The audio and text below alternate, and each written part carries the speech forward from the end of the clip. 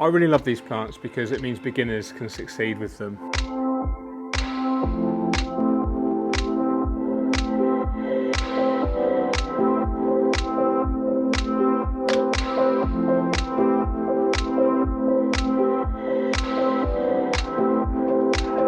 Hi everyone, George here, and very excited to bring you a 2-week update on this aquascape that I created for Tropica for Interzoo 2020, and also to celebrate their 50th anniversary. And the focus of this video will be giving you a full update on this tank, focusing on the easy category plant. So they don't necessarily need CO2 injection, although we are using it in this aquarium. They don't need a lot of light, they don't need a lot of nutrition. I really love these plants because it means beginners can succeed with them. I'll run through the entire kind of plant list. We'll take some close-ups of the plants. I'll show you some minor algae issues, but this isn't a problem. And I'll tell you what we're going to do about that. So just a really great update video for you guys. I really hope you enjoy it. Okay, let's talk about the aquarium and some of the equipment that we're using. The actual aquarium is custom built. Lighting, we're running 4 T5 fluorescent tubes without reflectors. We could use reflectors and this will give us a lot more light, but we're deliberately not using super high lighting right now because it's early stages and this is when algae can be more risky. The filtration system is very interesting. It's actually built into the back of the aquarium, has 2 power heads which draw in the water through some filter floss. We're not actually using biological media. We're relying purely on the plant growth for biological filtration. We're not actually going to be adding any fish during the next 3 months until Interzoo, where we actually show this as a finished aquascape. Interestingly, later today we will be adding some algae eaters. So we will be adding amano shrimp and nearite snails, which are going to help prevent and treat some of the algae. We actually do have some minor algae in here right now. I'll get some close-ups of that for you. Okay, here you can really see this algae. It's actually photosynthesizing so much it's producing oxygen bubbles. We can scrub this off manually, or we can allow the algae eaters to get rid of that. I'll add the algae eaters later today and then see how it is in a couple of days' time. If it's not been all eaten by the algae eaters, I'll remove it and then follow it up with a large water change. We are performing very large water changes in here every other day at the moment. So we're draining it down to about here, so about 80% or so water change. The water we have here is a mixture of mains water and reverse osmosis water. pH at the moment in here is around about 6.6. The KH is about 4. This gives us a CO2 of about 30 parts per million, which is absolutely fine for these plants. Remember, all these plants are easy category, so these will actually grow in much less light and less CO2 and less nutrition as well. When we give easy plants good lighting, good CO2 and good nutrition, they absolutely thrive and grow very quickly. And that's why you can see this aquascape has matured really, really well over just the 2 weeks since it's been set up. If you do want to see the actual installation video, step-by-step tutorial of this aquascape, I will leave a link in the description and also at the top of the screen right now if you can view the cards. So let's take a look at the plants in more detail and get some close-ups of this algae. So here you can see the CO2 diffuser. This is the Tropica 3-in-1. We're actually using twin star diffusers in all of the other aquariums. On the left here, on the bottom, you can see the Halanthium tenellum green. This is a Tropica 1-2 grow. And then moving over to the right, we've got Starogani repens, again Tropica 1-2 grow. I'm actually going to trim this today, and this is going to encourage side shoots, which will make it look a bit more bushy, and it will start to almost carpet, so we'll get a really nice effect by trimming. Just behind here we can see the Cryptocorini Wenditii, and then at the top there Bucophalandra red, and in the background Echinodorus blurry.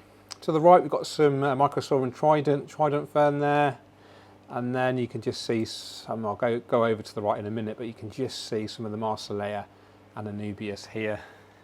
So more towards the centre of the aquascape now, you can really see the Marsilea hirsutas really starting to carpet already. Just behind that, we've got the Starogani repens again. Some more Bucophalandra red. Now you can see these tiny filamentous bits of algae which are actually pearling, producing oxygen bubbles here. So this will be either manually removed or we can rely on the shrimp and snails to remove this as well. Here you can see Microsorum Windelov. This is the fern that Tropica developed themselves, named after Tropica's founder, Holger Windelov. And then just here we've got the regular Java fern, and here as well. And then we have some Anubias petite just here. And then you might just be able to pick out the red here. This is Ludwigia palustris. So in the centre of the screen now you can see the Ludwigia palustris. This is a great plant because it grows quickly, it stays red even in kind of lower energy conditions, so perfect red stem plant for beginners. And this is going to turn hopefully a really deep, intense red as it gets nearer the light.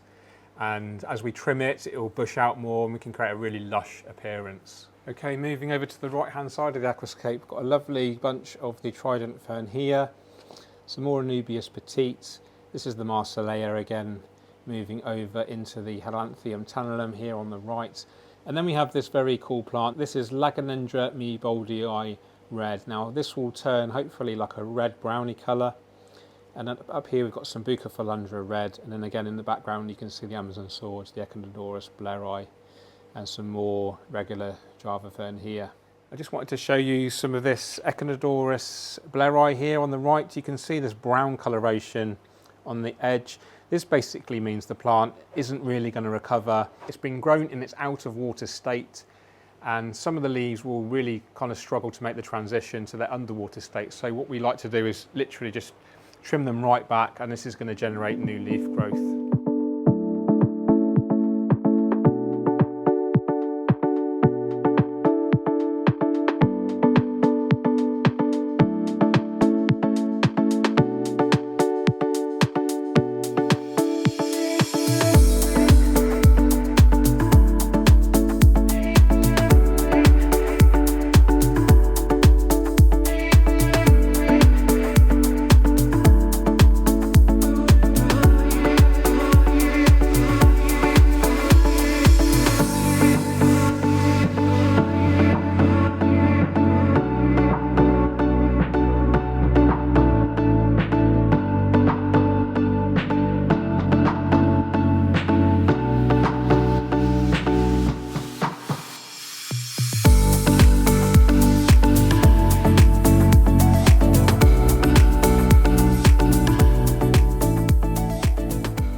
Okay guys, there you go.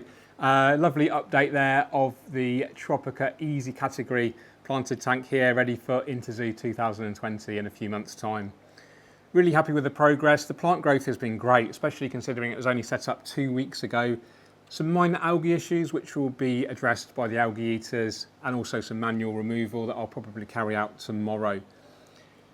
I just really love this. I love the way that it showcases easy plants. You know, if you don't have a high-end system, if you don't have much light, if you don't have CO2 injection, these are the sort of plants that you should be able to succeed with. You know, we are using CO2 in here, we are using higher levels of lighting than you actually need, but you know, we want to showcase these plants and grow them in really well ready for Interzoo.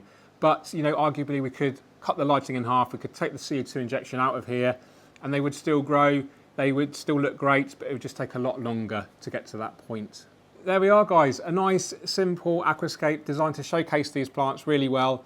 Going back to basics, you know, we started off with a good soil, we put the hardscape in, foreground, midground, background plants, epiphyte plants, and that's it. Really quite a straightforward process. Do check out the installation video if you haven't seen it yet. And I'll say cheerio. You take care, keep on scaping. Cheerio again.